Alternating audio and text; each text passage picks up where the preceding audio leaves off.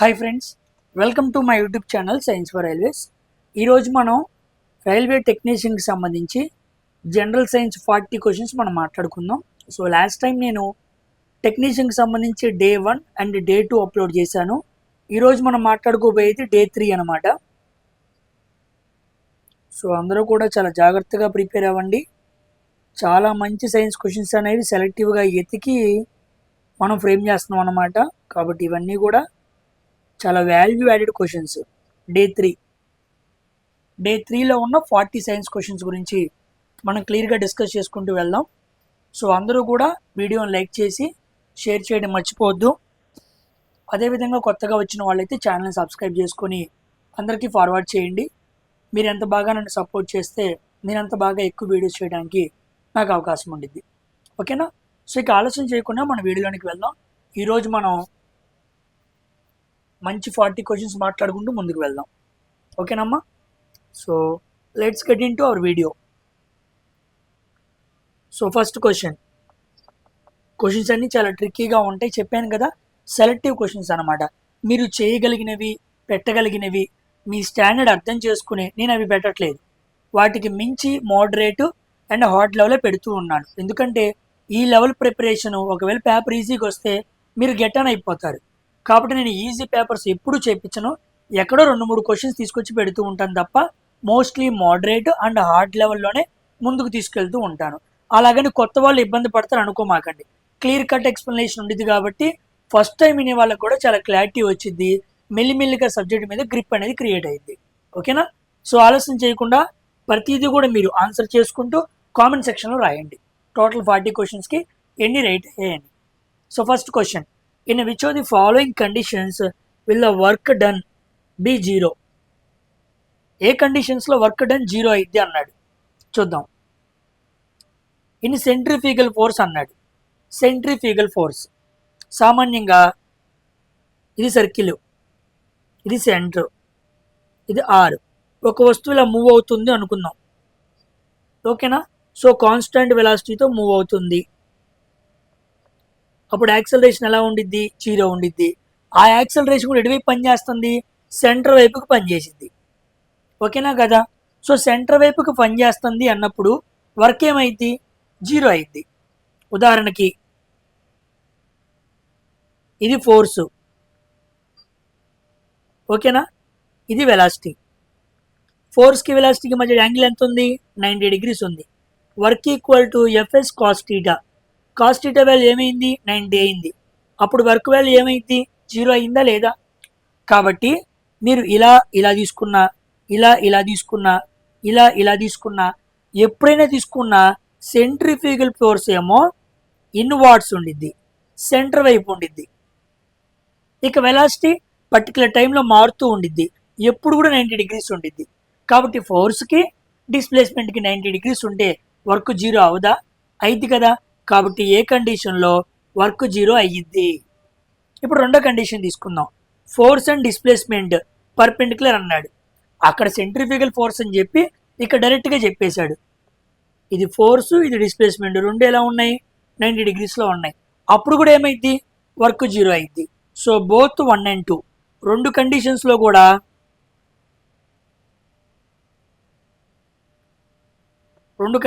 కూడా ఏమైంది? వర్క్ 0 అయింది. ఓకేనా? సెంట్రిఫ్యూగల్ ఫోర్స్ గురించి, యూనిఫామ్ సర్క్యులర్ మోషన్ గురించి నేను క్లియర్గా వీడియోస్ మాట్లాడాను. నా వీడియోస్లోకి వెళ్ళి మీరు చూస్తే క్లియర్ కట్గా మీకు అర్థమైంది. ఇక్కడ చాలా క్వశ్చన్స్ ఉంటాయండి. రకరకాలుగా కన్ఫ్యూజ్ చేస్తూ ఉంటాడు. మెల్లిమెల్లిగా దీని మీద ఒక రోజు ఒక 10 నిమిషాల్లో క్లియర్ కట్గా ఇంకా డెప్త్గా మాట్లాడతాను. ఓకేనా? Coming to second question, which element is the most abundant in the earth crust అన్నాడు. భూకర్పణంలో ఎర్త్ క్రస్ట్లో బరువు పరంగా అత్యధికంగా ఉండే మూలకం ఏంటి అన్నాడు. అత్యధికంగా ఉండే మూలకం ఏంటి? ఆక్సిజనే కదా. So oxygen is the most abundant element in the earth crust అనమాట. గుర్తుపెట్టుకోండి. క్రస్ట్, మ్యాంటిల్, కోరు మనం ఇలా మాట్లాడుకుంటూ వెళ్తాం. భూమి లోపలికి వెళ్ళేటప్పుడు కొన్ని క్రస్ట్, మ్యాంటిల్, కోరు, భూ ప్రావారం, భూ పటలం, భూ కేంద్రం అని ఉంటాయి అన్నమాట తెలుగులో. అది గుర్తుపెట్టుకోండి. ఆక్సిజన్ తర్వాత ఎక్కువగా ఉండేది సిలికాన్ తర్వాత ఎక్కువగా ఉండేది అల్యూమినియం. అల్యూమినియం తర్వాత ఎక్కువగా ఉండేది ఐరన్ అనమాట. ఇది ఆర్డర్. కాబట్టి ఎక్కువగా ఉండే మూలకం ఉన్నాడు కాబట్టి మనం ఆక్సిజన్ తీసుకోవాలి. ఎర్త్ క్రస్ట్లో ఎక్కువగా ఉండే మెటల్ అన్నాడు అనుకోండి, అప్పుడు మనం అల్యూమినియం ఆన్సర్ చేయాలి. ఓకేనా? ఎక్కువగా ఉండే మెటల్ ఏంటి? అల్యూమినియం. Very very important. ఇక్కడ ఎక్కువగా ఉండే మూలకం అన్నాడు, ఎలిమెంట్ అన్నాడు, నాట్ మెటల్. మెటల్ అంటే అల్యూమినియంకి వెళ్ళాలి, ఎలిమెంట్ మూలకం అన్నప్పుడు మాత్రం మనం ఆక్సిజన్కి వెళ్ళాలి. So first option is the correct answer for this question. Coming to third question. Which type of teeth present in the adult human beings have a sharp, pointy surface for tearing food? Tearing అంటే చీల్చడం అన్నమాట. So ఆహారాన్ని చించడానికి ఉపయోగపడే పదునైన దంతాలు అన్నాడు. So చీల్చడం అంటే ఇది కూడా ఇక్కడ ఉన్నాయి, చించడానికి ఉపయోగపడే దంతాలు కెనైన్స్ అనమాట. కెనైన్స్ ఇంకో పేరు కూడా ఉంది, కస్పిడ్. ఈ పదం గుర్తుపెట్టుకోండి, ఎగ్జామ్స్లో అడుగుతాడు. ఒక్క నిమిషం. కస్పిడ్ తెలుగులో ఇలా అంటారు అనమాట, కస్పిడ్ దంతాలు అంటారు. ఓకేనా? ప్రీమోలార్స్ నేమో బైకస్పిడ్ అంటారు. ఎందుకైనా మంచిది గుర్తుపెట్టుకోండి. ప్రీమోలార్స్కి ఇంకో పేరేంటి అంటే బైకస్పిడ్ అని చెప్పచ్చు, కెనైన్స్కి ఏమో కస్పిడ్ అనమాట. చించడానికి ఉపయోగపడుతూ ఉంటాయి. మరి ఇన్సిజర్స్ ఎందుకు? బిట్టింగ్ అండ్ కటింగ్, కొరగటానికి కత్తిరించడానికి వాడేదేమో ఇన్సిజర్స్. ప్రీమోలార్స్ ఎందుకు? స్మాష్, క్రష్ అండ్ స్మాష్, ఫుడ్ని క్రష్ అండ్ స్మాష్ చేయడానికి ఉపయోగపడింది. మరి మోలార్స్ ఎందుకు? గ్రైండింగ్, చూర్ణం చేయడానికి అండ్ చూయింగ్, నమలటానికి. సో గ్రైండింగ్, చూయింగ్ ఏమో మోలార్స్, ప్రీమోలార్స్ ఏమో క్రష్ అండ్ స్మాష్, కెనైన్స్ ఏమో చించడానికి, టేరింగ్ ద ఫుడ్, చీల్చడానికి. చెరుగ్గాడిని ఎవడు ముందు పళ్ళ దగ్గర పెట్టుకొని చీల్చడు, కెనైన్స్ దగ్గర పెట్టి పక్క పళ్ళ దగ్గర పెట్టి చీల్చుతాడు అనమాట. ఎందుకంటే అవి షార్ప్గా ఉంటాయి, పాయింటీగా ఉంటాయి, సర్ఫేస్ మంచి కలిగి ఉంటాయి, అంటే పాయింట్ సర్ఫేస్ కలిగి ఉంటాయి. అందుకే చీల్చడానికి చాలా వీలుగా ఉంటాయి అన్నమాట. ఓకేనా? మోలార్స్లోనే మనకి విజ్డమ్ టీత్ ఉండిద్ది అనమాట. విజ్డమ్ టీత్, జ్ఞానదంతాలు. మన పళ్ళల్లో అంటే బాగా అడల్ట్స్లో అనమాట. డెంటల్ కోడ్ ఏంటి? 2123 గుర్తుపెట్టుకోండి. మొత్తం విజ్డమ్ టీత్ అన్ని కూడా మనకి మోలార్స్ కిందకు వస్తాయి. సో చర్వణకాలు అనేవి జ్ఞానదంతాలు అనమాట. మన బాడీలో మొత్తం ఎన్ని జ్ఞానదంతాలు ఉంటాయి? How many wisdom teeth we have? Comment సెక్షన్లో రాయండి. సాధారణ వృద్ధి పొందిన అడల్ట్ హ్యూమన్లో జ్ఞానదంతాలు ఎన్ని? ఇది క్వశ్చన్. ఓకేనా? Next question. A satellite orbits the earth at constant distance with a constant speed. What can you say about its acceleration అన్నాడు. Okay, a satellite orbits the earth. ఒక ఉపగ్రహం భూమి చుట్టూ సమదూరంలో సమవేగంతో తిరుగుతూ ఉన్నప్పుడు దాని త్వరణం ఎలా ఉంటుంది అన్నాడు. చూడండి, కాన్స్టాంట్ స్పీడ్ అన్నాడు. ఎప్పుడైతే కాన్స్టాంట్ స్పీడ్ అన్నాడో జాగ్రత్తగా గమనించండి, డైరెక్షన్ కాన్స్టాంట్గా లేదని అర్థం. డైరెక్షన్ కాన్స్టాంట్గా లేదు అని అర్థం. మరి ఎప్పుడు సార్ డైరెక్షన్ కాన్స్టాంట్గా ఉంది అని మనం అర్థం చేసుకునేది అంటే కాన్స్టాంట్ వెలాసిటీ అనాలి. కాన్స్టాంట్ వెలాసిటీ అంటే అప్పుడు మ్యాగ్నిట్యూడ్ అండ్ డైరెక్షన్ రెండు ఎలా ఉన్నట్టు? కాన్స్టాంట్గా ఉన్నప్పుడు. అప్పుడు యాక్సిలరేషన్ ఏమైంది? 0 అయింది. కానీ వాడేమన్నాడు? కాన్స్టాంట్ స్పీడ్ అన్నాడు కాబట్టి ఏ కాదు. ఓకేనా? Next, the acceleration is directed towards the earth centre అన్నాడు. ఎస్, ఇది కరెక్ట్. త్వరణం భూకేంద్రం వైపు ఉండిద్ది అనమాట. ఇదేమో ఎర్త్, ఇదేమో శాటిలైట్. శాటిలైట్ తిరుగుతున్నప్పుడు దాని యాక్సిలరేషన్ మొత్తం కేంద్రం వైపు ఉండిద్ది. అందుకే దాన్ని ఏమంటారంటే సెంట్రిపీటల్ యాక్సిలరేషన్ అంటారు.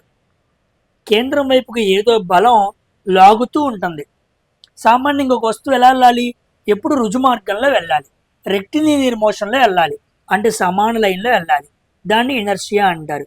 వస్తువు ఎప్పుడు కూడా సరళ రేఖా మార్గంలో వెళ్ళాలని ట్రై చేస్తూ ఉండిద్ది. కానీ సర్క్యులర్లో ఉన్న సెంట్రిఫ్యూగల్ యాక్సిలరేషన్ ఏం చేస్తుంది, లేదా ఫోర్స్ ఏం చేస్తుంది? లోపలగా లాగుతుంది. కాబట్టి ఇనర్షియాని దాటేసి వస్తువు కేంద్రం వైపు లాగబడుతుంది. కాబట్టి పైన క్వశ్చన్ ప్రకారం B option is the correct answer. Away from the కాదు, యాక్సలరేషన్ చేంజెస్ విత్ టైం కాదు, B option is the correct answer అనమాట. ఓకేనా? కాబట్టి యాక్సలరేషన్ 0 అంటే ఇదిగోండి, అది ఈ కండిషన్కి మాత్రమే వర్తించింది. ఓకేనా? కాన్స్టెంట్ స్పీడ్ అంటే యాక్సలరేషన్ 0 అని మనం చెప్పకూడదు. కాబట్టి మొదటి స్టేట్మెంట్ రాంగ్ అయింది. ఓకేనా? క్వశ్చన్స్ మాత్రం మంచి క్వశ్చన్ అనమాట. ఎంత కాన్సెప్ట్ బిల్డ్ అయి ఉందో తెలుసా దాంట్లో. ఈజీ వ్యక్తులు మాత్రం ఎవరు చెప్పలేరు. మన భాషలో చెప్పాలంటే క్వశ్చన్ ఆఫ్ ది డే అనమాట. క్వశ్చన్ ఆఫ్ ది డే అంత సామాన్యంగా ఎవరు చెప్పలేరు. కాన్సెప్ట్ మీద బాగా గ్రిప్ ఉండి చదివి అర్థం చేసుకున్నాడు మాత్రమే పెట్టగలడు. గుర్తుపెట్టుకోండి, today question of the day అనమాట. ఇలాంటివి ఇంకా రావచ్చు, చూద్దాం. నెక్స్ట్ 5వ question. Homogeneous mixture that contains small solute particles dissolved through out the solvent అన్నాడు. స్మాల్ సొల్యూట్ పార్టికల్స్ మంచిగా కలిసిపోయినాయి అంట. ద్రావకంలో పూర్తిగా కరిగి ఉన్న చిన్న చిన్న కణాలను ఏకరూప మిశ్రమాన్ని ఏమంటారు అన్నాడు. ఇంకేమంటారు? ట్రూ సొల్యూషన్ అంటారు. True solution. హోమోజినస్ మిక్చర్ అంటే మంచి సొల్యూషన్ అనమాట. అంటే సొల్యూట్ పార్టికల్స్ కాస్త సాల్వెంట్లో బాగా కలిసిపోతే దాన్ని ట్రూ సొల్యూషన్ అనాలి. ఓకేనా? ఇక్కడ మోడరేట్గా కలుస్తాయి అన్నమాట. మోడరేట్గా కలుస్తాయి. ఇక్కడ అసలు కలవవు. ప్రెసిపిటేట్ ఫామ్ అయిపోయింది అంటే అవక్షేపం. సొల్యూట్ పార్టికల్స్ సాల్వెంట్లో కరగకపోతే అడుగున అవక్షేపంగా మారిపోయిద్దేమో సస్పెన్షన్స్లో, మోడరేట్గా కలిసేదేమో కొలైడ్ సొల్యూషన్స్లో. ఓకేనమ్మా? Coming to which of the following is the primary function of large intestine. Good question ఇది. ఓకేనా? మీరు చాలామంది డైజెస్టివ్ సిస్టమ్ చదివే ఉంటారు కదా, ఆన్సర్ చేయండి. ఎంతమంది రైట్ పెట్టగలరో చూద్దాం. పెద్ద పేగు ఒక ప్రధాన పని ఏంటి అన్నాడు. ఓకేనా? డైజెషన్ ఆఫ్ ప్రోటీన్సా? కాదు. అబ్జార్ప్షన్ ఆఫ్ న్యూట్రియంట్సా? చాలామంది అబ్జార్ప్షన్ ఉంది కదా మీరు పెడతారు, రాంగ్ అయిపోయింది. Absorption of water and electrolytes. నీరు మరియు లవణాల శోషణ లార్జ్ ఇంటెస్టైన్ చేస్తుంది. సామాన్యంగా డైజెషన్ మనకి కంప్లీట్ అయ్యేది ఎక్కడ? డైజెషన్ కంప్లీట్ పాయింట్ ఎక్కడ పూర్తవుతుందంటే స్మాల్ ఇంటెస్టైన్లో పూర్తవుతుంది. ఆ తర్వాత ఫుడ్ లార్జ్ ఇంటెస్టైన్కి వెళ్ళిద్ది. లార్జ్ ఇంటెస్టైన్లో ముఖ్యమైన భాగం కోలాన్. ఈ కోలాన్లో ఉన్నప్పుడు మిగిలిపోయిన అన్డైజెస్టెడ్ ఫుడ్ నుంచి ఏమైనా నీరు, ఏమైనా లవణాలు బయటికి వెళ్ళిపోతున్నాయా? వెళ్ళిపోకూడదు. ఆ ఫుడ్లో నుంచి కూడా నీరు, లవణాలు మొత్తం శోషించుకొని మిగిలిన ఫీకల్ మ్యాటర్ అంటే వేస్ట్, అశుద్ధాన్ని బయటికి పంపించేసింది అనమాట. ఎవరు? Large intestine.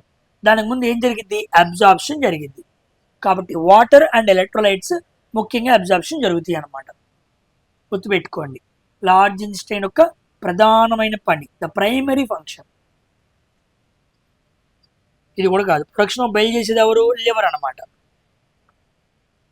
So sixth question కాదు, 8th, ఇది 9th question. Okay, numbering తప్పడింది.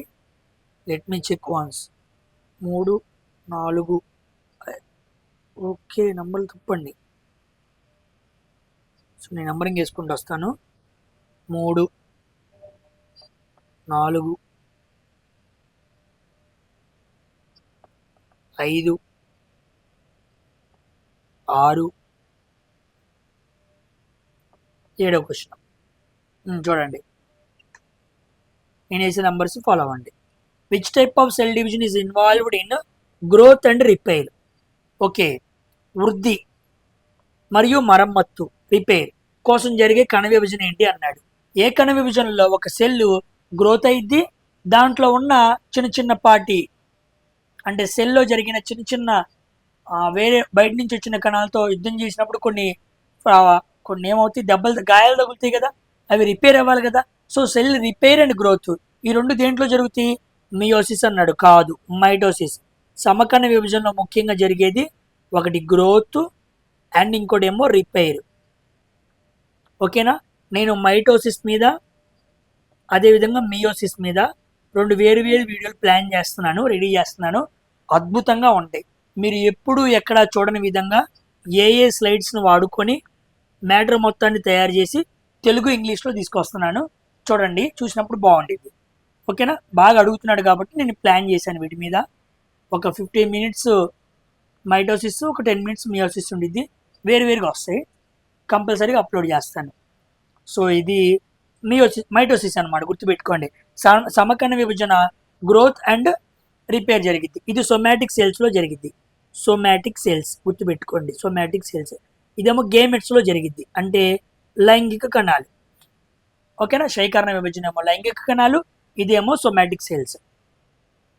Coming to 8th question. Silver articles turn black when exposed to air. వెండి వస్తువులు గాలిలో నల్లబడటానికి కారణం అవి గాలిలో ఉన్న ఏ పదార్థంతో ప్రతిచర్య జరపటం. సిల్వర్ వస్తువులను అలా వదిలేయంగానే అవి నల్లగా మారిపోతాయి. వాతావరణంలో ఉన్న వేడితో, నైట్రోజన్తోనా కాదు, హైడ్రోజన్తోనా కాదు, సల్ఫర్తో. సో ఎప్పుడైతే సిల్వర్ సల్ఫర్తో చర్య జరిపిద్దో అప్పుడు Ag2S ఫామ్ అయింది. Ag2S ఫామ్ అయింది. దీన్ని సిల్వర్ సల్ఫైడ్ అంటారు. Silver sulphide. దీనివల్ల అవి నల్లగా కనపడుతూ ఉంటాయి. ఇంట్లో ఉన్న ఆడవాళ్ళు అయితే పట్టీలు కానీ మెట్లు కానీ తీసి చింతపండుతో రుద్దుతూ ఉంటారు. అప్పుడు నల్లదనం పోయిద్ది అనమాట. ఓకేనా? కాబట్టి సల్ఫర్ అన్నానింది, సల్ఫర్తో సిల్వర్ రియాక్షన్ జరిగినప్పుడు అలా ఫామ్ అయింది అనమాట. Coming to 9th question. Which electromagnetic waves are also known as heat waves. వేడి తరంగాలు అని పిలువబడే విద్యుదయస్కాంత తరంగాలు ఏంటి అన్నాడు. ఎక్స్రేసా? కాదు. ఇన్ఫ్రారెడ్ రేసా? ఎస్. ఐఆర్రేస్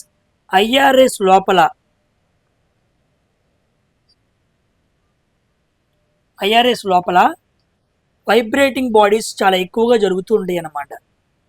వైబ్రేటింగ్ బాడీస్ అంటే లోపల అణువుల మధ్య వైబ్రేషన్ బాగా జరిగి హీట్ అనేది ప్రొడ్యూస్ అయ్యి వాటి ద్వారా అవి హీట్ వేవ్స్ అనే పేరుని సంపాదించుకున్నాయి. కాబట్టి హీట్ వేవ్స్ అంటే ఇన్ఫ్రారెడ్ రేస్ అని గుర్తుపెట్టుకోండి. వీటిని ఎవరు ప్రపోజ్ చేశారు అంటే ఎవరు కనుక్కున్నారు? విలియం హెర్షెల్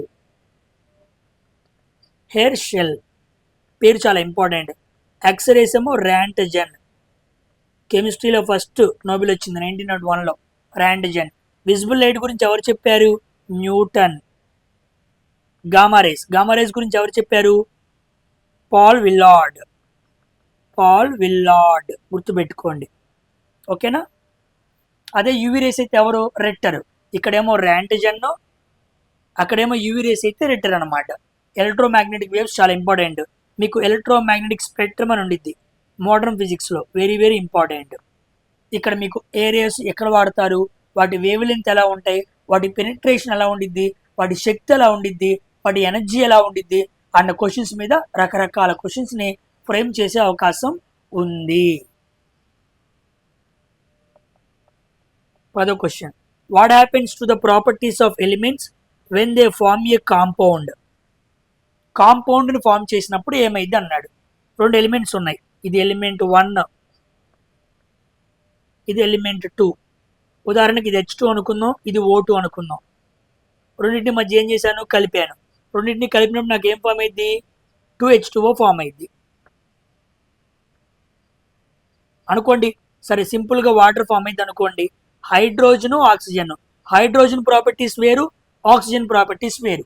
కానీ 2 కలిపినప్పుడు వాటర్ ప్రాపర్టీస్ వేరు. అంటే 2 ఎలిమెంట్లు కలిపి నేను ఎప్పుడైతే కాంపౌండ్ తీసుకొచ్చానో ఈ కాంపౌండ్ ప్రాపర్టీస్ ఎలా ఉన్నాయి? కంప్లీట్లీ చేంజ్ అయిపోయినాయి. అవునా కదా? So properties change completely. గుణాలు పూర్తిగా మారిపోతాయి, పిల్లవంగానే మారిపోయినట్టు. అర్థమైందా పాయింట్? కాబట్టి H2 ఎలిమెంట్ ప్రాపర్టీస్ వేరు, ఆక్సిజన్ ప్రాపర్టీస్ వేరు. కానీ కెమికల్ రియాక్షన్ ద్వారా అవి కాంపౌండ్గా ఫామ్ అయినప్పుడు అప్పుడు ప్రాపర్టీస్ వేరు. So completely change. ఓకేనా? Coming to 11th question. Which physical quantity remains unchanged in the absence of external forces. బయట వైపు నుంచి బాహ్య ఫలాలు లేకపోతే ఏ భౌతిక పరిమాణం మారదు అన్నాడు. ఓకే, ఎక్స్టర్నల్ ఫోర్స్ యాబ్సెన్స్ అయిపోయింది. ఓకేనా. ఎక్స్టర్నల్ ఫోర్స్ లేదు, లేకపోతే ఏది మారకుండా ఉండిద్ది అన్నాడు, రిమైన్స్ అన్చేంజ్డ్. బయట వైపు నుంచి బలం మనం పంపించడం ఆపేస్తే ఏది మారకుండా ఉండిద్ది అన్నాడు. వెలాసిటీయా కాదు, యాక్సలరేషనా కాదు, ఫోర్సా కాదు, మొమెంటం. ద్రవ్యవేగాన్ని మనం పీతో చూపిస్తాం. ఈ ఎక్స్టర్నల్ ఫోర్స్కి దీనికి సంబంధం లేదు. సారీ, ఎక్స్టర్నల్ ఫోర్స్కి దీనికి సంబంధం లేదు. సో ఎక్స్టర్నల్ ఫోర్స్ నువ్వు యాబ్సెన్స్ చేసిన ఆపేసిన మొమెంటంలో ఎటువంటి మార్పు రాదనమాట. So p equal to m into v, mass times of velocity. గుర్తుపెట్టుకోండి, ద్రవ్యవేగం వెరీ వెరీ ఇంపార్టెంట్. 12వ question, which of the following is not correct with reference to hypermetropia. Hypermetropia అంటే దీర్ఘదృష్టి అనమాట. ఓకేనా. హైపర్మెట్రోపియాని మనం ఏం పిలుస్తుంటాం, ఫార్ సైటెడ్నెస్ అంటాం. Far sightedness. దీనికి మనం ఏ లెన్స్ వాడతాం, కాన్వెక్స్ లెన్స్ వాడతాం. ఇదొక పాయింట్, ఇదొక పాయింట్. ఓకేనా. దీని అర్థం ఏంటి, ఫార్ సైటెడ్నెస్ అంటే ఫార్గా ఉన్నవి చూస్తాడు, నియర్గా ఉన్నవి చూడలేడు. ఈ 3 పాయింట్లు మనకు తెలుసు. ఇప్పుడు స్టేట్మెంట్ చదువుదాం. It is the inability to see close objects అన్నాడు.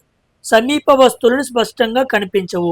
ఇక మనం మాట్లాడుకున్నాగా నియర్ వస్తువులను చూడలేడు అనుకున్నాం. ఎస్, ఏ రైటే. వాడేం అడిగాడు, నాట్ అడిగాడు. సో ఏ కాదు.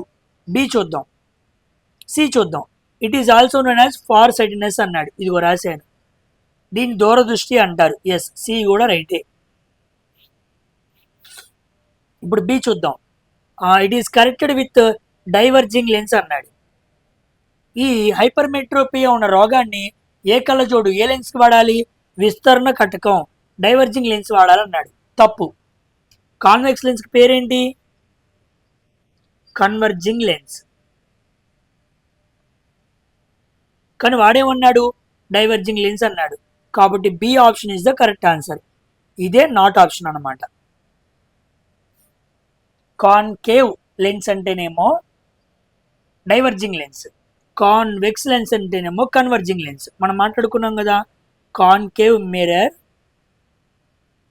Equal to convex lens. ఇవి రెండు ఏంటి, కన్వర్జింగ్. ఓకేనా. కాబట్టి కాన్వెక్స్ అన్నాడు కాబట్టి మనం కన్వర్జింగ్కి వెళ్ళాలి. డైవర్జింగ్ అని చెప్పాడు కాబట్టి రాంగ్ అయింది. మంచి క్వశ్చన్, ఆప్షన్స్లో ట్రిక్కీ చేసి ఇస్తున్నాడు అనమాట. ఇలాంటి క్వశ్చన్సే మిమ్మల్ని ఎగ్జామ్స్లో అడుగుతున్నాడు, ఎగ్జాక్ట్గా ఇలాగే అడుగుతున్నాడు. అందుకే ఇలాంటి వాటిని వెతికి ఫ్రేమ్ చేసి తీసుకొస్తుంది. నెక్స్ట్ 13వ question, which gas causes the irritant red haze in the traffic and congested places అన్నాడు. ట్రాఫిక్ ఎక్కువగా ఉన్న ప్రాంతాల్లో కళ్ళకు మండే ఎర్ర పొగను కలిగించే వాయువు ఏంటి అన్నాడు. ఎరుపు, రెడ్ లేదా బ్రౌన్. గుర్తుపెట్టుకోండి, ఈ కలర్స్ వచ్చినాయి అంటే కంపల్సరీ ఏమవ్వాలి, నైట్రోజన్ డైఆక్సైడ్ అవ్వాలి. ఓకేనా. కార్బన్ మోనాక్సైడ్, కార్బన్ డైఆక్సైడ్ కాదు, అవి కలర్లెస్ అనమాట. సో రెడ్ ఆర్ బ్రౌన్ అన్నాడు కాబట్టి కంపల్సరీగా అది నైట్రోజన్ అవ్వాలి. సో నైట్రోజన్ అనేది ఎప్పుడైతే వాతావరణంలో ఆక్సిజన్తో చలిజరిపిద్దో NO2 నైట్రోజన్ డైఆక్సైడ్స్ని ఫామ్ చేసింది. వీటి వల్ల మన కంటికి చాలా ఇబ్బందిగా చిరాకుగా ఉండిద్ది అనమాట. కళ్ళు మండుతూ ఉంటాయి. ఆటోమొబైల్ ఎగ్జాస్ట్ బయటకు వచ్చి ఇలాంటి నైట్రోజన్ వాటితో చర్య జరిపి మన కళ్ళకి బాగా ఇరిటెంట్ ఫీలింగ్ని క్రియేట్ చేస్తాయి అన్నమాట. ఓకేనా. So nitrogen dioxide is the real reason for మండే ఎర్ర పొగ కారణంగా అది కారణం అన్నమాట. Coming to 14th question, greenockite is the chief ore of which metal అన్నాడు. సో గ్రీనోకైట్ అంటే క్యాడ్మియం అనమాట. పెట్టుకోండి, క్యాడ్మియం ఓర్ ఏంటి, గ్రీనోకైట్. క్యాడ్మియం సల్ఫైడ్ అంటారు, CD2S. ఈ గ్రీనోకైట్కి అసలైన పేరు ఏంటంటే క్యాడ్మియం సల్ఫైడ్. క్యాడ్మియం సల్ఫైడ్ని మనం ప్యూరిఫికేషన్ చేస్తే మనకు క్యాడ్మియం మెటల్ వస్తుంది అనమాట. సో మాంగనీస్ అంటే తెలుసు కదా, మ్యాగ్నటైట్. మ్యాగ్నజైట్ కాదు, మ్యాగ్నటైట్ అంటే ఐరన్ ఓర్ వచ్చింది, ఇది మ్యాగ్నటైట్. ఇక కాపర్ అంటే క్యూప్రైట్, అర్థమైందా, కాపర్ గ్యాలెన్స్. ఇలా చాలా వస్తాయి అన్నమాట. మాంగనీస్ అంటే మ్యాగ్నెటైట్, పైరోలజైట్ కూడా వచ్చింది, పైరోలజైట్. నెక్స్ట్ ఇవి ముఖ్యమైనవి, గుర్తుపెట్టుకోండి, నిఖిల్ ఎక్కువగా అడగడలే. Next 15th question, what is called the process of consuming nutritional components of food into the bloodstream of an organism అన్నాడు. ఆహారంలోని పోషకాలు రక్తంలోకి చేరే ప్రక్రియను ఏమంటారు అన్నాడు. సామాన్యంగా మన ఆహారాన్ని తీసుకోవటాన్ని మనం ఏమంటాం? ఇంజెషన్ అంటాం, తీసుకోవటం. సో ఇంటేక్, ఇది అర్థం. మరి డైజెషన్ అంటే బ్రేక్ డౌన్, తీసుకున్న ఆహార పదార్థాలు చిన్న చిన్న మొక్కలుగా బ్రేక్ అయిపోతాయి. ఓకేనా? మరి ఎజెషన్ అంటే విసర్జన, బయటికి పంపించడం అనమాట, అవుట్ వే, మొత్తం జీర్ణం ఆహారం అయిపోయిన తర్వాత బయటికి పంపించేయడం. కానీ వాడేమన్నాడు? పోషకాలు రక్తంలోనికి చేరే ప్రక్రియ అన్నాడు, అంటే దాన్ని అబ్జార్ప్షన్ అంటారు. ఓకేనా? ఇక్కడ ఏమన్నాడు? కన్జ్యూమింగ్ అన్నాడు, అంటే కలపడం అన్నమాట. అంటే అన్నీ శోషించుకున్న తర్వాత వాటరు, ఎలక్ట్రోలైట్స్, ప్రోటీన్స్, న్యూట్రియంట్స్ ఇవన్నీ ఆహారంలోంచి ఎక్స్ట్రాక్షన్ చేసాం, అవన్నీ ఏమవ్వాలి? రక్తంలో కలవాలి, రక్తంలో కలవాలి. కలపటాన్ని అబ్జార్ప్షన్ అంటారు. కలిసిన తర్వాత రక్తం ఏం చేసిద్ది? అవన్నింటిని ఉపయోగించుకొని శక్తిని సంపాదించుకొని ఎక్కడెక్కడికి ఎవరికి కావాలో అవన్నింటిని ఏం చేసిద్ది? ఫార్వర్డ్ చేసిద్ది. అంటే రక్తంలో కలిసిన వాటిని వాడుతుంది ఎవరు? వాడుకుంటుంది ఎవరు? వినియోగించుకుంటుంది ఎవరు? ఎసిమిలేషన్. ఇది 5 రకాల పద్ధతులు అన్నమాట. ఫస్ట్ ఇంజెషన్, తర్వాత డైజెషన్, తర్వాత అబ్జార్ప్షన్, తర్వాత ఎసిమిలేషన్, తర్వాత ఎజెషన్. ఈ 5 పద్ధతులు ముఖ్యంగా మనకి డైజెస్టివ్ సిస్టంలో చదువుకుంటాం. ఓకేనా? సో అబ్జార్ప్షన్ అంటే ఏమో శోషణ, శోషించుకున్న మూలకాలను వాడుకోవటం, పోషకాలని. డైజెషన్ అంటేనేమో జీర్ణక్రియ, ఎజెషన్ అంటే ఏమో విసర్జన, ఇంజెషన్ అంటే ఏమో తీసుకోవడం. IDAAE గుర్తుపెట్టుకోండి. ఫస్ట్ అబ్జార్ప్షన్, తర్వాతే అసిమిలేషన్ జరగాలి. Very very important. ఈ ఆర్డర్ మీద కూడా మన లాస్ట్ టైం గ్రూప్ డీలో కూడా మాట్లాడుకున్నాం, చాలాసార్లు ఆర్డర్ కూడా అడిగాడు. Coming to 16th question, which alloy of aluminium is used in pressure cooker? Pressure కుక్కర్లో వాడే అల్యూమినియం ఏంటి అన్నాడు. ఓకే, డైరెక్ట్గా ఒక అల్యూమినియం వాడేస్తారా? కాదు. మ్యాగ్నా అల్యూమినియమా? కాదు, మ్యాగ్నాలియం వాడరు. ఇక్కడ మెగ్నీషియం అండ్ అల్యూమినియం ఈ రెండే ఉంటాయి అన్నమాట. దీంతో తయారు చేసిన అలైన్ వాడరు. అసలు నిక్కిల్ అలైన్ ఇక్కడ ఎందుకు వాడతారు? అది హీటర్స్ దగ్గర వాడుతూ ఉంటారు. ఇక మిగిలిపోయింది డ్యూరా అల్యూమినియం. డ్యూరా అల్యూమినియం అనే ఒక ఎల్లాయ్ అంటే అనేక రకాల మెటల్స్ని కలుపుతారనమాట. ఉదాహరణకి అల్యూమినియం, కాపరు, మెగ్నీషియం, మాంగనీస్, ఈ 4 కలుపుతారు. ఇదేమో 95% ఉండిద్ది, ఇదేమో 4% ఉండిద్ది, ఇదేమో కలిపి చివరిగా 1% ఉండిద్ది. ఈ 4 మెటల్స్ని కలిపి తయారు చేసిన ఒక అల్లాయ్ని మనం ప్రెషర్ కుక్కర్లో వాడతారు. కాబట్టి ఏ రకమైన అల్యూమినియంకి సంబంధించిన ఏ అల్లాయ్ని వాడతారు అంటే ఇదిగోండి, డ్యూరా అల్యూమినియం వాడతారు. ఈ కంపోజిషన్ గుర్తుపెట్టుకోండి, very very important. Coming to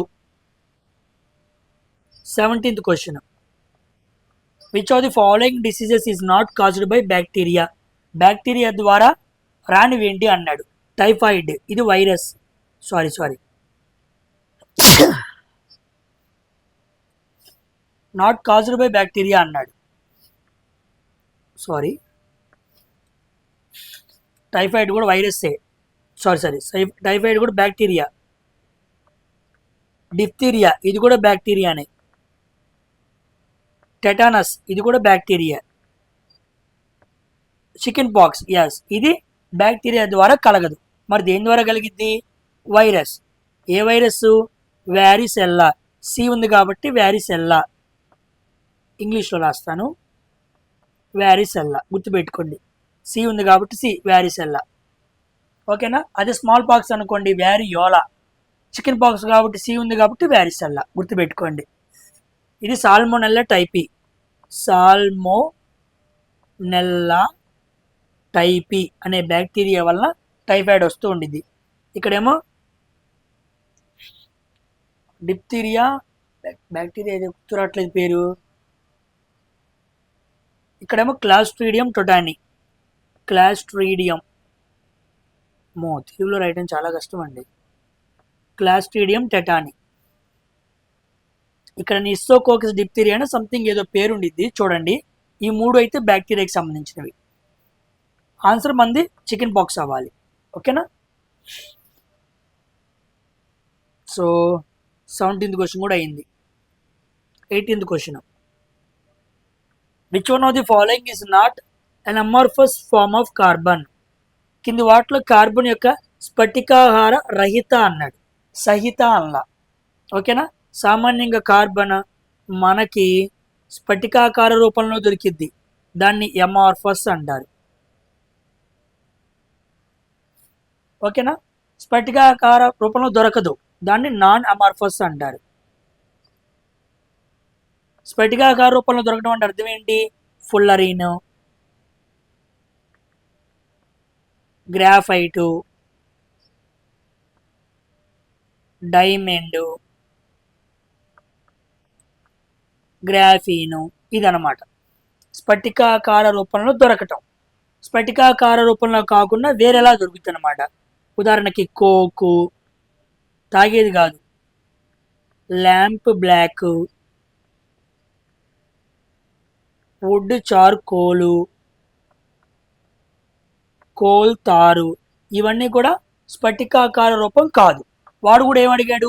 not amorphous అన్నాడు. కాబట్టి ఇవన్నీ అమార్ఫస్. కాబట్టి ఇది అమార్ఫస్, ఇది అమార్ఫస్, ఇది అమార్ఫస్ కాదు. ఇదిగోండి, ఇది అమార్ఫస్. ఇవన్నీ non amorphous, non amorphous, non amorphous. ఇది మాత్రం అమార్ఫస్. ఫుల్లరీన్ ఇది కూడా ఉందిగా.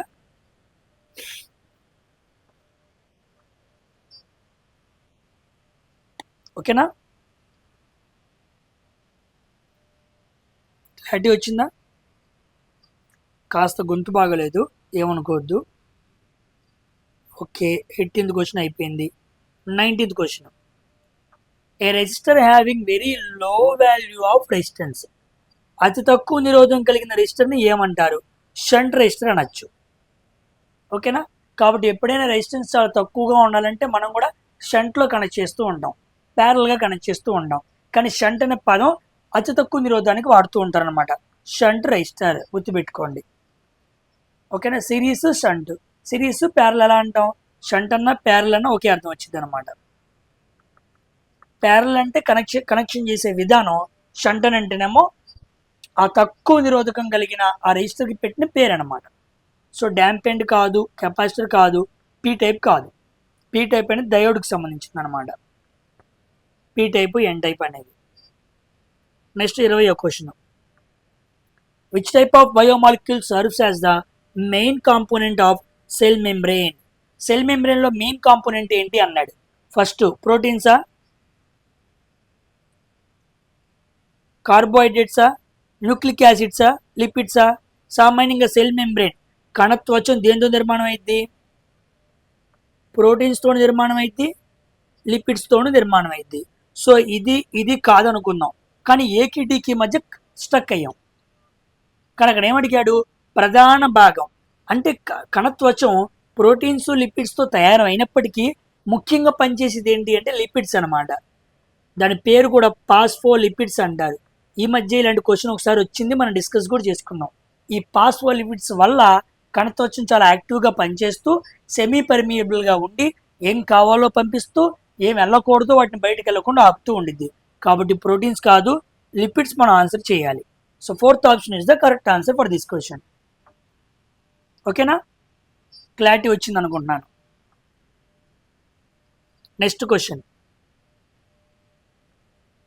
21st question, how many covalent bonds are present in ethane molecule అన్నారు. సో ఈథేన్ మాలిక్యూల్లో ఎన్ని కోవలెంట్ బాండ్స్ ఉన్నాయన్నారు. దీని మీద కూడా నేను 10 minutes వీడియో ప్లాన్ చేస్తున్నాను. ఈ బాండ్ యాంగిల్స్ మీద బాగా అడుగుతున్నాడు, పిల్లలు చాలా మంది కన్ఫ్యూజ్ అవుతూ ఉన్నారు. Ethane CN H2N+2. సి అంటే ఎంత వాల్యూ? ఈథేన్ అంటే 2, 2 రోజులు 4, 4 2 ఎంత 6. సో 6 + 2 ఎంత 8 అని పెడతారు, రాంగ్ అయిపోయింది. ఆన్సర్ 7. అదేంటి సార్ 8, 6, 2 కలిపితే 8 పెట్టాలి కదా, 7 ఎందుకు పెట్టారు? ఆ 10 మినిట్స్ వీడియోలో మాట్లాడతాను. అక్కడ చూడండి మీరు. అంటే బాండ్ యాంగిల్స్ ఎలా కనుక్కోవాలి, సారీ టోటల్ బాండ్స్ ఎలా కనుక్కోవాలి, టోటల్ బాండ్స్ని ఎలా ఫైండ్ అవుట్ చేయాలి, ఈథేను అంటే ఆల్కైన్ ఈ మూడిట్లో ఎలా ఫైండ్ అవుట్ చేయాలి ఏంటనే విషయం నేను అక్కడ క్లియర్గా మాట్లాడతాను. సో 24వ క్వశ్చన్కి మాత్రం ఆన్సర్ ఏడని గుర్తుపెట్టుకోండి. ఆ ఎక్స్ప్లెనేషన్ ఉన్నప్పుడు మీకు క్లారిటీ వచ్చింది. ఇక్కడ చెప్పడం ఎందుకు, అక్కడే మొత్తం క్లియర్గా చెబుతాను. ఓకేనా? Next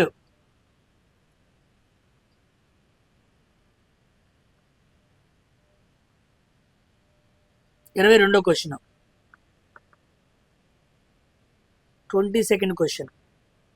in which of the following cases is the weight of a person more than is normal weight in the moving lift అన్నాడు. దీని మీద కూడా 10 మినిట్స్ వీడియో ప్లాన్ చేశాను. మీకు గ్రావిటేషన్ అనే హెడ్డింగ్తో వస్తుంది అనమాట. గ్రావిటేషన్ అనే హెడ్డింగ్, మెయిన్ హెడ్డింగ్ ఉండి లిఫ్ట్ ప్రాబ్లమ్స్ అని వచ్చింది. అద్భుతంగా లిఫ్ట్ గురించి కూడా ఎక్స్ప్లెయిన్ చేశాను. అది కూడా అప్లోడ్ చేస్తాను. నేను కాస్త రెడీ చేస్తున్నాను క్లియర్గా మీకు అర్థం అవ్వాలని చెప్పి. కాస్త మనం కూడా డిజిటలైజ్గా మారి కాస్త తెలివిగా ఆలోచన చేసి అంతా డిజిటలైజ్లో ఏ మోడల్లో తీసుకొస్తున్నాను. అందుకే లేట్ అవుతుంది, కానీ వస్తే మాత్రం మస్తు ఉండిద్ది వీడియో. క్లియర్ కట్గా అర్థమే, ఇంకా స్కెమాటా మీద పడిపోయిద్ది అనమాట. అంత క్లియర్గా తీసుకొస్తున్నాను. అక్కడ ఎక్స్ప్లెయిన్ చేస్తాను 23వ క్వశ్చన్. ఓకేనా? 23వ క్వశ్చన్ బాగా గుర్తుపెట్టుకోండి. ఈ క్వశ్చన్ నేను అక్కడ ఎక్స్ప్లెయిన్ చేస్తాను. హోల్డ్. కానీ మీకు తెలిసిన వాళ్ళు ఎవరైనా ఉంటే కామెంట్ సెక్షన్లో 23వ క్వశ్చన్కి ఆన్సర్ రాయండి, నేను చూస్తాను. ఓకేనా? వీటిని లిఫ్ట్ బేస్డ్ క్వశ్చన్ అనమాట. ఒక వ్యక్తి లిఫ్ట్లో ఉన్నప్పుడు లిఫ్ట్ బాగా పైకి వెళ్తే, కిందకు వస్తే, ఎక్కువ స్పీడ్తో పైకి వెళ్తే, ఎక్కువ యాక్సలేషన్తో పైకి వెళ్తే, తెగిపోతే, రెస్ట్లో ఉంటే, ఇలా రకరకాల కండిషన్స్లో మనిషి బరువు ఎలా ఉండిద్ది, పెరిగిద్దా తగ్గిద్దా అలాగే ఉండిద్దా, అసలు బరువు ఏమీ ఉండదా అనే విషయాలు అడుగుతూ ఉంటాడు. క్లియర్ కాన్సెప్ట్ చెప్పి నేను 10 మినిట్స్ వీడియోలో మాట్లాడాను. హెడ్డింగ్ గ్రావిటేషన్ ఉండిద్ది, జాగ్రత్తగా చూడండి. ఓకేనా? 23 కాదు, ఇదిగోండి ఇక్కడ రాసి 22వ క్వశ్చన్. నెక్స్ట్ 23వ question 23rd. Muriatic acid. Muriatic acid అని దేనికి పేరు అన్నాడు. సో సల్ఫ్యూరిక్ యాసిడ్ కాదు, హెచ్సిఎల్ యాసిడ్కి పేరు అనమాట. హెచ్సిఎల్ యాసిడ్కి ఇంకో పేరే మ్యూరియాటిక్ యాసిడ్, గుర్తుపెట్టుకోండి. Very very important. Nitric acid అంటేమో HNO3, ఇదేమో H2SO4, ఇదేమో హైడ్రోజన్ ఫ్లోరిక్ యాసిడ్ HF అనమాట. ఇది HCl. ఇవన్నీ కూడా స్ట్రాంగ్ యాసిడ్సే. ఓకేనా? ఎందుకంటే వీటిని యాక్వస్ సొల్యూషన్లో డిజాల్వ్ చేస్తే H+ అయాన్స్ని బాగా ఇవ్వగలం. అందువల్ల H+ అయాన్స్ బాగా వస్తే దాన్ని స్ట్రాంగ్ యాసిడ్ అని పిలవాలి కదా. కాబట్టి అన్నీ కూడా స్ట్రాంగ్ యాసిడ్స్. దాంట్లో HClకి మ్యూరియాటిక్ యాసిడ్ అని పేరు ఉంది, గుర్తుపెట్టుకోండి. 24వ question. Which of the following refers to the substance that covers the root of the tooth. పన్ను వేరును కప్పి ఉండే పదార్థాన్ని ఏమంటారు అన్నారు. మనం ఎన్నాళ్ళు పంటి పైన గట్టి పదార్థం ఎనామిల్, అదే మనకు బాగా తెలుసు. కానీ రూట్, పంటిలో వేరు ఉండిద్ది అనమాట. లోపల కణజాలంతో లింక్ అయిన పండుకి సంబంధించిన భాగం అనమాట. దాన్ని సిమెంటం అంటారు. అందుకే పంటికి సిమెంట్ పెట్టాలంటారు చూసారా, ఆ పదం ఇక్కడి నుంచో వచ్చింది. సిమెంటం అనమాట, రూట్ ఆఫ్ ది టూత్. ఓకేనా? సో పన్ను వేరులో ముఖ్యంగా ఉండే ఆ పదార్థాన్ని, ఆ సబ్స్టెన్స్ని సిమెంటం అని పిలవాలి. దీనివల్లే పన్ను చాలా గట్టిగా ఉండిద్ది. ఎప్పుడైతే చాలా మందికి పళ్ళు ఊడిపోతున్నప్పుడు సిమెంట్ పెట్టుకున్నప్పుడు లూజ్ అయిపోయింది అనుకోండి, మళ్ళీ బొక్క పడిపోవడం, లోపలికి అన్ని వెళ్ళిపోవడం జరుగుతూ ఉండిద్ది అనమాట. So cementum is the root of the tooth, గుర్తుపెట్టుకోండి. Very very important. నెక్స్ట్ 25వ question. What is the colour of the ash formed when burning of magnesium ribbon. ఒక మెగ్నీషియం రబ్బన్ తీసుకున్నాడు, 2 mg, ఆక్సిజన్ కలిపాడు, అప్పుడు ఏమైంది, 2 MgO, మెగ్నీషియం ఆక్సైడ్ ఫామ్ అయింది. అలా ఇచ్చినప్పుడు యాష్ ఫామ్ అయింది, కాస్త బూడిద ఫామ్ అయింది అనమాట. ఆ బూడిద యొక్క కలర్ ఏంటి అన్నాడు. సామాన్యంగా పింక్, రెడ్, ఎల్లో కాదు, వైట్ అనమాట. వైట్ యాష్ అనేది మెగ్నీషియంని బర్న్ చేసినప్పుడు, మెగ్నీషియం రిబ్బన్ని బర్న్ చేసినప్పుడు మనకు ఫామ్ అయింది అనమాట. So white ash powder will form from the burning of magnesium rubber. ఓకేనా? దహనమైనప్పుడు వచ్చేది తెలుపు రంగు అనమాట. Coming to 26th question. In the carbon cycle, the conversion of carbon dioxide results in the production of అన్నాడు. Carbon చక్రంలో carbon dioxide మార్పు ద్వారా ఏం ఉత్పత్తి అవుతుంది అన్నాడు. సో కార్బన్ డైఆక్సైడ్ అనేది కార్బన్ సర్కిల్లో ఎలా ఫామ్ అయింది? దీని నుంచి కార్బోహైడ్రేట్స్ వస్తాయా? వస్తాయి. గ్లూకోజ్ వచ్చిద్దా? వచ్చిద్ది. గ్లూకోజ్ నుంచి ఏమొచ్చింది? సుక్రోజ్ కూడా వచ్చింది. కాబట్టి all of the above. So carbon సైకిల్లో ఉన్న కార్బన్ డైఆక్సైడ్ నుంచి కార్బోహైడ్రేట్స్, గ్లూకోజు, సుక్రోజు అన్నీ వస్తాయి అన్నమాట. ఓకేనా? ఇవన్నీ కూడా కార్బన్ డైఆక్సైడ్లో మార్పు ద్వారా ఉత్పత్తి అయ్యే కొత్త పదార్థాలు అన్నమాట. కానీ అన్నింటిలో కూడా కార్బన్ ఉంది. 27th question. Value of the planks constant. మనం ఎప్పుడు కూడా గ్రావిటేషనల్ కాన్స్టెంట్ చదువుకుంటూ ఉంటాం కదా. ప్లాంక్స్ కాన్స్టెంట్ కూడా చాలా ఇంపార్టెంట్. హెచ్తో చూపిస్తారు. 6.6 into 10⁻34 joule second. Joule second very very important అనమాట. ఎందుకు వచ్చింది, ఎక్కడొచ్చింది అంటే energy equal to H into frequency. Sorry, H అనమాట. ఈ అంటే ఏమో ఎనర్జీ, ఎఫ్ అంటేనేమో ఫ్రీక్వెన్సీ, ఇక హెచ్ అంటేనేమో ప్లాంక్స్ కాన్స్టెంట్. Planks constant. ఓకేనా? మీకు ప్లాంక్స్ కాన్స్టెంట్ సిద్ధాంతం తెలియాలన్నమాట. సో నేను సింపుల్గా చూస్తాను. వేవ్ ఏమో, లైట్ ఏమో పార్టికల్ రూపంలో వెళ్ళిద్ది, పార్టికల్స్ లాగా వెళ్ళిద్ది అని చెప్పిన వ్యక్తి ఎవరు? న్యూటన్. కాదు, వేవ్ పార్టికల్లా కాదు, లైట్ అనేది వేవ్ రూపంలో వెళ్ళిద్ది అన్నాడు. సో లైట్ పార్టికల్ రూపంలో వెళ్ళిద్ది అని చెప్పిందేమో న్యూటన్. కానీ అలా కాదు, లైట్ వేవ్ రూపంలో వెళ్ళిద్ది అంటే తరంగం. ఇక్కడ అణువుల రూపంలో వెళ్ళిద్ది అని న్యూటన్ చెబితే ఇంకో ఆయన వచ్చాడు. ఆయన పేరు హ్యూజెన్స్ అనే సైంటిస్ట్ వచ్చి తరంగం రూపంలో వెళ్ళిద్ది అని చెప్పారు. కానీ ఈ రెండు నిజమే. ఈ రెండు నిజమని చెప్పడానికి మనకి సహాయపడే సిద్ధాంతమే quantum theory, planks quantum theory వచ్చిన తర్వాత ఈ రెండింటినీ తప్పు లేకుండా నిజమే లైట్ వేవ్ రూపంలో వెళ్ళిద్ది, కానీ అణువులతో కలిగి వెళ్ళిద్ది అనే విషయాన్ని చెప్పారు. కాబట్టి రెండు థియరీస్ని కలపడానికి ప్లాంక్స్ క్వాంటం థియరీ బాగా ఉపయోగపడింది. ఈయన ఇచ్చిన వాల్యూ ద్వారా మనం లైట్ అనేది పార్టికల్ వేవ్ నేచర్ రెండిట్లోనూ ఉండిద్ది అని చెప్పడానికి వీలు కలిగింది. దానికోసం ఆయన కనిపెట్టిన ఆ కాన్స్టెంట్ వాల్యూయే 6.6 into 10⁻34 జౌల్ సెకండ్. గుర్తుపెట్టుకోండి, వెరీ వెరీ ఇంపార్టెంట్. ముందు రోజుల్లో ఎగ్జామ్స్లో అడుగుతాడు. ఓకేనా? 28th question. Teflon is a polymer with monomer అన్నాడు. టెఫ్లాన్ అనేది ఒక పాలిమర్ అన్నమాట. పాలిమర్ అంటే ఏంటి? చిన్న చిన్న మోనోమర్స్ అన్నీ కలిసిపోయి ఇలాంటివి చాలా చాలా చాలా చాలా చాలా చాలా అన్నీ కలిసిపోయి ఫామ్ అవటాన్ని పాలిమర్ అంటారు. ఓకేనా? ఇప్పుడు ఈ పాలిమర్ టెఫ్లాన్ అనేది దేని యొక్క పాలిమర్ అన్నాడు. టెఫ్లాన్ ఎలా వచ్చింది అంటే ఇదిగోండి C2F4 అనే మోనోమర్స్ తీసుకొని ఇలాంటివి చాలా కలుపుతూ వెళ్తే అప్పుడు మనకి టెఫ్లాన్ వస్తుంది అన్నమాట.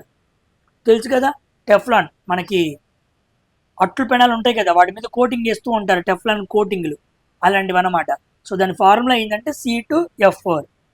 It is the monomer of Teflon. ఓకేనా? సో టెఫ్లాన్ అనేది పాలిమర్, దాంట్లో ఉన్న చిన్న మోనోమర్ ఏంటంటే C2F4. So third option is the correct answer. Coming to 29th question. The bending of light around the corners of the obstacle అన్నాడు. సామాన్యంగా reflection అంటే ఏంటి? బౌన్స్ అవ్వడం. లైట్ తగిలి బౌన్స్ బ్యాక్ అవ్వాలి. సో బౌన్సింగ్ జరిగితేనేమో రిఫ్లెక్షన్. మరి రిఫ్రాక్షన్ అంటే ఏంటి? ఇక్కడ కూడా బెండింగే. మరి డైఫ్రాక్షన్ అంటే అర్థం ఏంటి? ఇక్కడ కూడా బెండింగే. మరి డిస్పర్షన్ అంటే ఏంటి? డివైడ్ అవ్వటం, కలర్స్గా డివైడ్ అవ్వటం. సో ఫస్ట్ ఆప్షన్ కాదు, ఫోర్త్ ఆప్షన్ కాదు. ఎటొచ్చి దేని మధ్య ఆన్సర్ ఉంది? బీకి సికి మధ్య ఉంది. రెండు బెండింగే కదా సార్. మరి ఎలా చెప్పాలి అంటే జాగ్రత్తగా చూడండి. అవరోధం అంటే వస్తువు మూలల చుట్టూ కాంతి వంగి ప్రయాణించటం. ద కార్నర్స్ ఆఫ్ ఆబ్స్టికల్, ఒక వస్తువు మనం ఎదురుగా పెట్టామనుకోండి, కాంతి రుజుమార్గంలో వెళ్ళి ఆ వస్తువుకు తగలంగానే అంచులు గుండా వెళ్తూ ఉండిద్ది అనమాట. అంచులో నుంచి వెళ్ళదు, అంచుల గుండా వెళ్ళిపోయిద్ది. ఓకేనా? కాబట్టి bending of light at corners, ఆ పాయింట్ చాలా ఇంపార్టెంట్.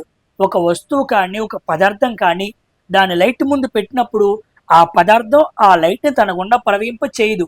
అలాగని లైట్ ఆగిద్దా? ఆగదు, అంచుల గుండా వెళ్ళిపోయిద్ది. Bending of light at the corners అనే దాన్ని విక్షేపణ అనాలి. మరి వక్రీభవనం అంటే bending of light in different media, పదార్థాలు మార్చడం వలన, మీడియంస్ మార్చడం వలన. ఎగ్జాంపుల్ ఎయిర్, ఇంకోటేమో గ్లాస్, ఇంకోటేమో వాటర్, ఇంకోటేమో ఐస్. ఇలా పదార్థాలు మార్చడం వలన ఒక పదార్థానికి ఇంకో పదార్థానికి రిఫ్రాక్టివ్ ఇండెక్స్లు మారటం వలన కాంతి వంగుతుంది. సో పదార్థంలో ఒక రిఫ్రాక్టివ్ ఇండెక్స్లు చేంజ్ అవ్వటం వల్ల కాంతి బెండ్ అయి ప్రవహించడాన్నేమో రిఫ్రాక్షన్ అంటారు. అంచుల నుంచి వెళ్ళింది అనుకోండి డైఫ్రాక్షన్ అంటారు. చాలామందికి బీకి సికి తేడా తెలీదు. ఈరోజు మీకు క్లారిటీ రావాలి. సో ఇక్కడ C option is the correct answer. రెండు బెండింగే కదా అని మీరు నన్ను అడగకూడదని ముందే క్లియర్గా చెప్పేస్తున్నాను. ఓకేనమ్మా? Coming to 30th question. The force experienced by A current carrying conductor placed in a magnetic field. Magnetic ఫీల్డ్లో పెట్టిన కరెంట్ క్యారింగ్ కండక్టర్ ఏం అనుభూతి చెందిద్ది? ఫోర్స్ని అనుభూతి చెందిద్ది. అయస్కాంత క్షేత్రంలో ఉంచిన ప్రవాహ వాహక తీగ పై పని చేసే బలానికి సమీకరణం ఏంటి అన్నారు. So F equal to BIL sine theta. Complete formula BIL sine theta. B అంటే మ్యాగ్నెటిక్ ఫీల్డ్, ఐ అంటే current flowing through the conductor, L అంటే length of the conductor, theta అంటే angle between conductor and magnetic field. Magnetic ఫీల్డ్లో ఎంత యాంగిల్తో ఆ current వెళ్ళే కండక్టర్ని పెట్టావు అన్నది ఆధారపడిద్ది అనమాట. ఇది దీన్ని ఏమంటారు? దీన్ని చార్జ్ ఫోర్స్ అంటారు. క్యూ ఉంది కాబట్టి చార్జ్ ఫోర్స్ అంటారు. మరి దీన్ని సెంట్రిపీటల్ ఫోర్స్ అంటారు. సెంట్రిపీటల్ ఫోర్స్ ఫార్ములా ఏంటి? mv²/r. మరి దీన్ని గ్రావిటేషనల్ ఫోర్స్ అంటారు, గురుత్వాకర్షణ బలం అంటారు. అన్ని ఫోర్సులే, అన్ని ఫార్ములాలు కరెక్టే, కానీ అడిగిన దానికి ఆన్సర్ మాత్రం బి అనమాట. ఓకేనా? అంత ఈజీగా దీన్ని పెట్టలేరు. సో దీన్ని కూడా క్వశ్చన్ ఆఫ్ ది డే కింద మనం కన్సిడర్ చేసుకోవచ్చు. మంచి క్వశ్చన్, మంచి కాన్సెప్ట్ క్వశ్చన్ అనమాట. Next 31st question. The principle of conservation of momentum. ద్రవ్యవేగ సంరక్షణ సూత్రం ఏ నియమంపై ఆధారపడిద్ది అన్నాడు. ఇది సూత్రం. ఒక సూత్రం ఒక నియమం మీద ఆధారపడిద్ది.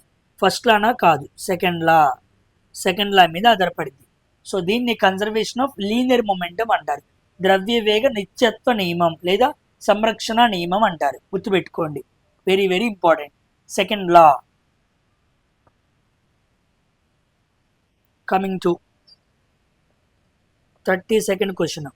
Which cells of human body produce antibodies to fight infections. మన శరీరంలో యాంటీబాడీలను ఉత్పత్తి చేసి సంక్రమణలతో పోరాడే కణాలు ఏంటి? బయట నుంచి ఇన్ఫెక్టెడ్ కణాలు వస్తాయి, వాటితో పోరాడే కణాలు ఏంటి అన్నాడు. ఆర్బీసీయా? కాదు. గ్రాన్యులర్ సెల్సా? కాదు. స్టెమ్ సెల్సా? కాదు. తెల్ల రక్త కణాలు. తెల్ల రక్త కణాల్లో డబ్ల్యూబీసీలో లింపోసైట్స్ ఉంటాయి. లింపోసైట్స్లో బి లింపోసైట్స్ ఉంటాయి, టీ లింపోసైట్స్ ఉంటాయి. టీ లింపోసైట్స్ ఎక్కడ ఉంటాయి? బోన్ మ్యారోలో ప్రొడ్యూస్ అవుతాయి. మరి బి లింపోసైట్స్ ఎక్కడ ప్రొడ్యూస్ అవుతాయి? బోన్ మ్యారోలోనే ప్రొడ్యూస్ అవుతాయి.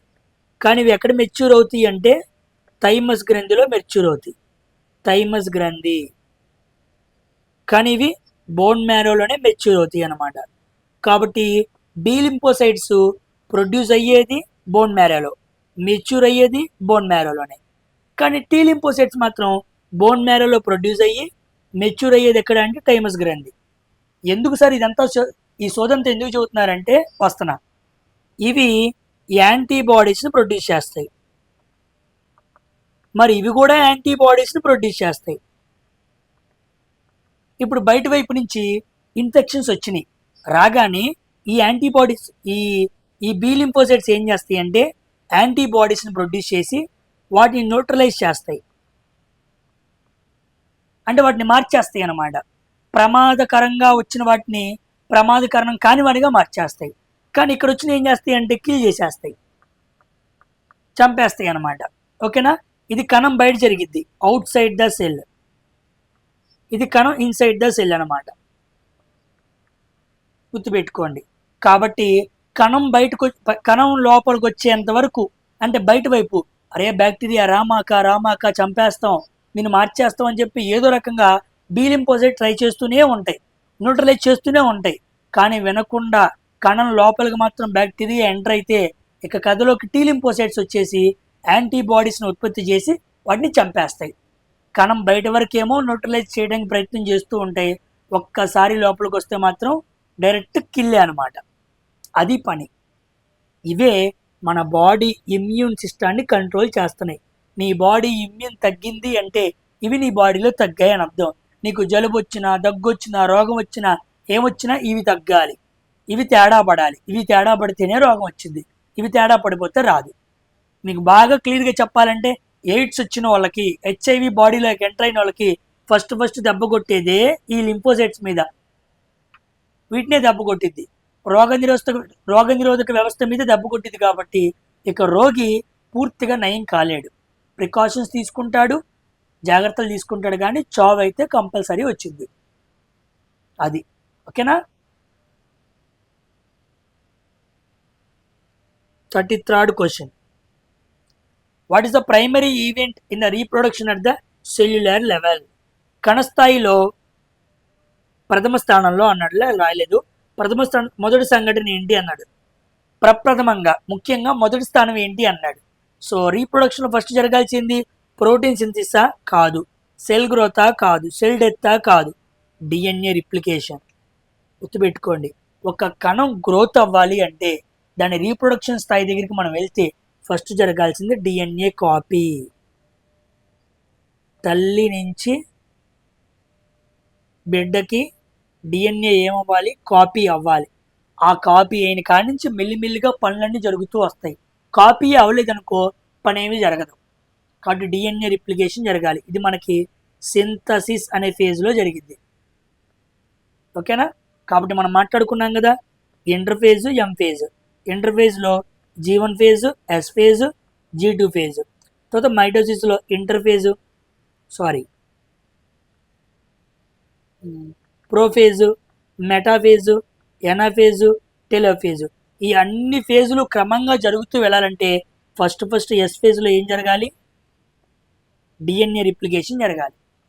అది సెల్యులర్ లెవెల్లో ప్రైమరీగా జరగాల్సిన ఒక ముఖ్యమైన ఈవెంట్ అన్నమాట. అక్కడ నుంచే G2 phase, prophase, metaphase, anaphase, telophase, ఆ తర్వాత క్యారియోకైనసిస్, ఆ తర్వాత సైటోకైనసిస్. ఇది మొత్తం కూడా మీకు సెల్ డివిజన్లో వచ్చిందిలే, అక్కడ మీకు క్లారిటీ వచ్చింది. ఓకేనా? Good question. So answer is a option. 34th question.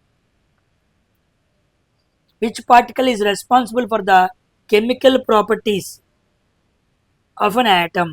Chemical properties, పరమాణు యొక్క రసాయనిక గుణాలకి ముఖ్యంగా బాధ్యత వహించేది ఏంటి అన్నాడు. ప్రోటానా? కాదు. న్యూట్రానా? కాదు. ఎలక్ట్రాన్ ట్రాన్స్ఫర్ అవటం వలన, ఎలక్ట్రాన్ కోల్పోయి ఎలక్ట్రాన్ గెయిన్ చేసుకోవడం వలన రకరకాల బాండ్స్ ఫామ్ అవుతున్నాయి. దానివల్లే కదా పరమాణువు ఎన్నో రసాయన చర్యల్లో పాల్గొంటుంది. దానివల్ల దాని గుణాలు ఏమవుతున్నాయి? మారుతున్నాయి. ఈ ఎలక్ట్రాన్ ట్రాన్స్ఫర్ అవ్వకపోతే అటువంటి ఎక్స్చేంజ్ జరగదు కదా. కాబట్టి C option is the correct answer. Coming to 35th question. Which statement is true about the speed of light in vacuum? వ్యాక్యూమ్లో స్పీడ్ ఆఫ్ లైట్ గురించి, శూన్యంలో కాంతి వేగం గురించి సరైన ప్రకటన ఏది అన్నాడు. స్టేట్మెంట్ క్వశ్చన్ చూద్దాం. It depends upon the material of the వ్యాక్యూమా. కాంతి వేగం వ్యాక్యూమ్లో ఉండే మెటీరియల్ మీద ఆధారపడిద్దా? కాదు. It depends upon the frequency of light. కాంతి పౌనపున్యం మీద ఆధారపడిద్దా? ఆధారపడదు.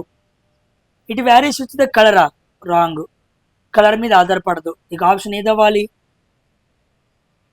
ట్రూ ఆప్షన్ అంటే మనకి సి ఆప్షనే కరెక్ట్ అవ్వాలి. కాంతి వేగం అంట 3 × 10⁸ మీటర్/సెకండ్. వాడు కిలోమీటర్లో ఇచ్చాడు. సో 1 కిలోమీటర్ అంటే 3 సున్నాలు. ఎందులోంచి 3 సున్నాలు తీస్తే 3 × 10⁵ కిలోమీటర్/సెకండ్ ఇదన్నమాట. లేదా 3 లక్షలు రాసుకోవచ్చు.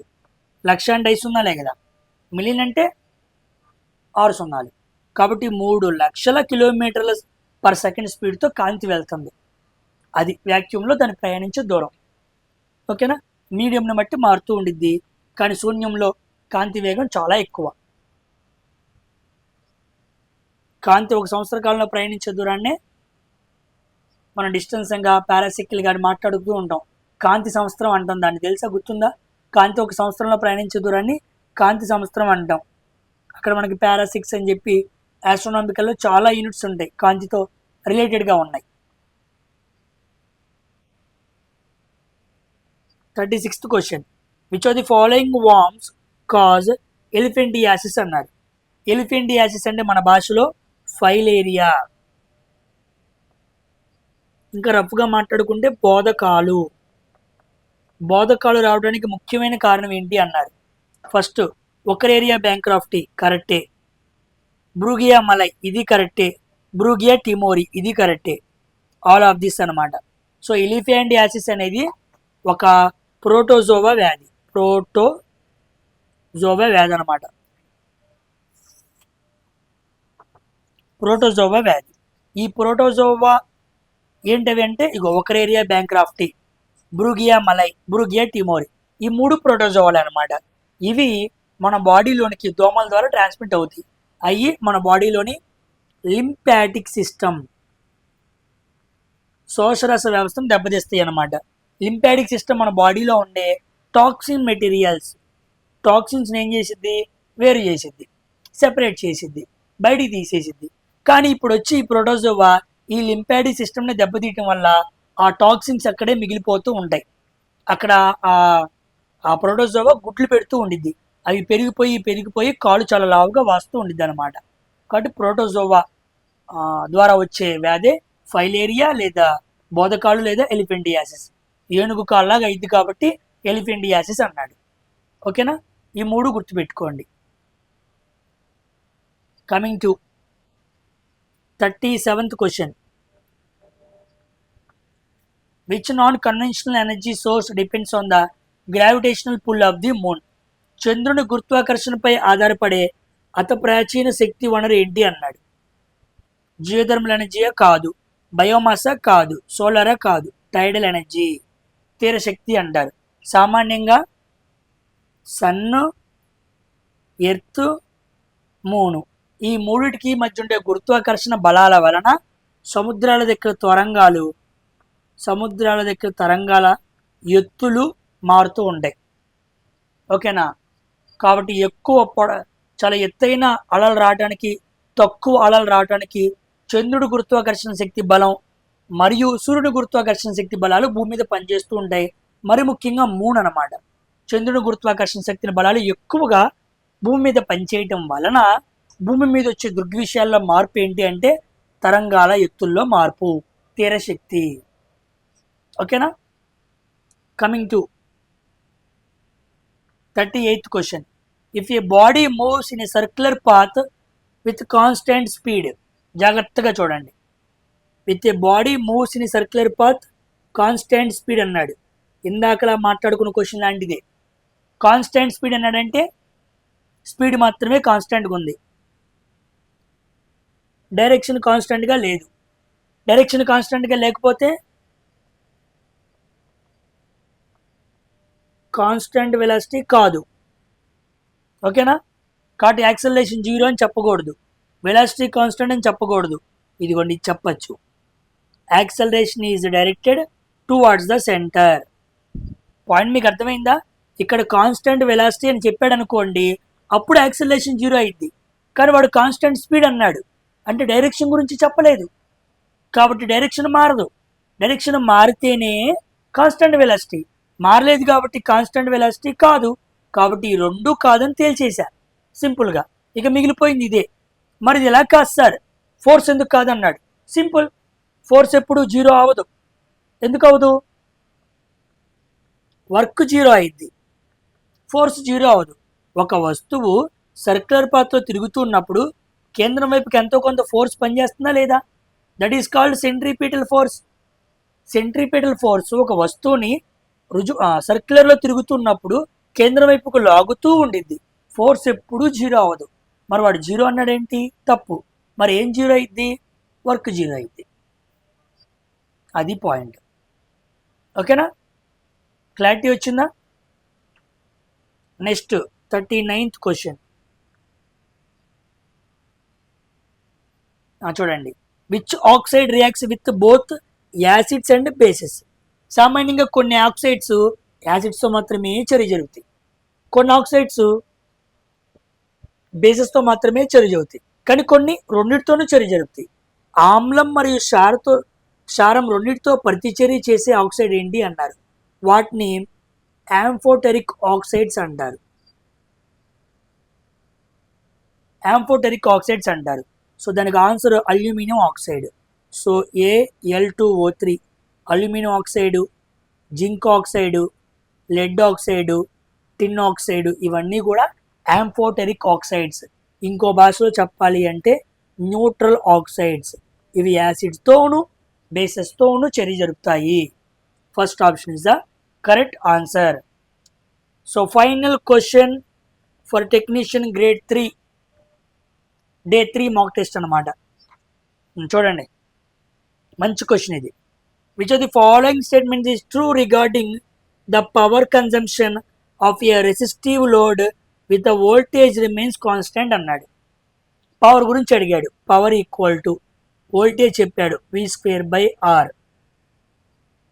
ఓకేనా? దానికి సంబంధించి ఏది కరెక్ట్ అన్నాడు. So power consumption increases with రెసిస్టెన్సా, పవర్ కన్జంప్షన్ డిక్రీజెస్ విత్ రెసిస్టెన్సా, power consumption is not affected by the రెసిస్టెన్సా, power consumption is varies inversely with the resistance. ఈ 4 చదివిన తర్వాత ఎక్కువ మంది ఆన్సర్ ఏం పెడతారంటే 4th ఆప్షన్ పెడతారు. అప్పుడు ఇన్సులేటర్ మళ్ళీ కొట్టేస్తాడు. అదేంటి సార్, పవరు రెసిస్టెన్స్ రెండు ఎలా ఉన్నాయి? ఇన్వర్స్లీ ప్రొపోర్షనల్గా ఉన్నాయి. P inversely proportional 1/R. మీరు కూడా చాలాసార్లు చెప్పారుగా. కరెక్టే, ఎవరు కాదన్నారు. కానీ క్వశ్చన్లో అన్నది మాత్రం అది కాదు. ఇప్పుడు క్వశ్చన్ చూడండి, చదువుతాను. వోల్టేజ్ స్థిరంగా ఉండే రెసిస్టివ్ లోడ్ యొక్క, ఈ point important, resistive load circuit అనమాట.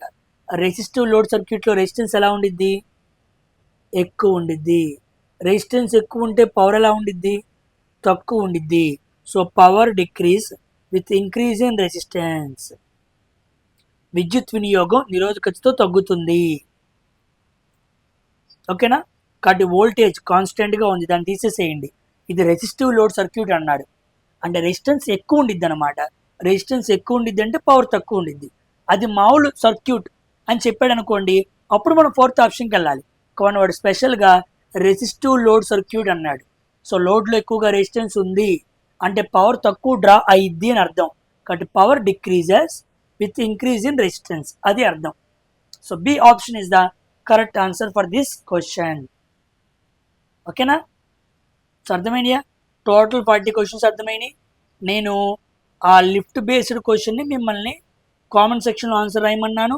అది కాకుండా స్టార్టింగ్లో కూడా విజ్డమ్ టీత్, జ్ఞానదంతాలు ఎన్ని ఉంటాయో కామెంట్ సెక్షన్లో రాయమని చెప్పాను. చాలామంది వీడియో చూస్తున్నారు కాబట్టి కామెంట్ సెక్షన్లో రాయట్లేదు. రాయకపోతే మీరు ఎలా ప్రిపేర్ అవుతున్న విషయం అర్థం కాదు. ఓకేనా? సో ఇవన్నీ ఈజీ అయితే అనుకోవద్దు. ఓకేనా? ప్రతి క్వశ్చన్ కూడా మిమ్మల్ని పడేసే విధంగానే క్వశ్చన్స్ అన్ని ఫ్రేమ్ చేయడం జరుగుతుంది. మీరు NCERT బుక్లు చదవడం వేరు, ఆ చదివిన వాటిని ఇక్కడ అప్లికేషన్ ఓరియంటెడ్లో అర్థం చేసుకొని పెడతాం వేరు. ప్రతి అంచులంచులు కూడా చాలా డిఫరెంట్గా ఫ్రేమ్ చేయడం జరుగుతుంది. కాబట్టి జాగ్రత్తగా మీకు ఎన్ని మార్క్స్ వచ్చినాయో కామెంట్ సెక్షన్లో రాయండి. వీడియో నచ్చితే కంపల్సరీగా లైక్ చేసి హైప్ చేయడం మర్చిపోవద్దు. మీ సపోర్ట్ వస్తే నేను ఇంకా ఎక్కువ వీడియోస్ చేయగలను. ఓకేనా? సో నెక్స్ట్ వీడియోలో కలుద్దాం. బాయ్.